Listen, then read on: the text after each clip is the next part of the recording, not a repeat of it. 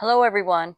I just want to give you a couple of tips because in large parts of the country there's a huge heat wave coming along with temperatures that are nearing 100 degrees. And that can put a lot of stress on your vegetable plants. But don't worry, there's a few things that you can do to help protect your plants. Now remember, they're going to go into survival mode. So don't do anything that you think will help them grow because they're not thinking about growing, they're thinking about surviving. So for instance, fertilizing. You shouldn't be fertilizing in a big heat wave because the plant's not thinking about growing. So there's no need to do that.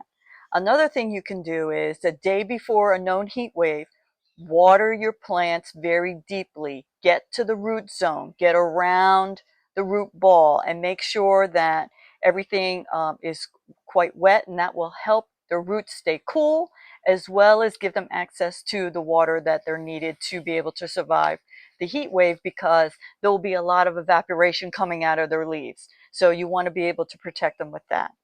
Your tender crops, you might want to think about protecting them with something like this. This is a shade cloth.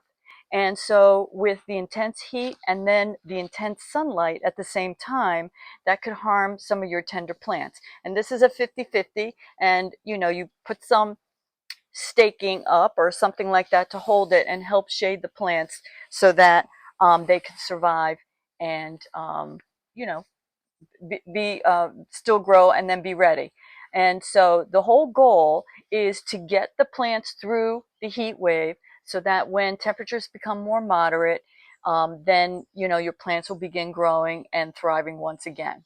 Also, if you have some vegetables that are ready to harvest, this is a good time to remove them from the plant so that when the plant goes into survival mode, it isn't stressed by the fact that it's carrying a lot of this fruit on the plant. So I just wanted to give you these quick tips.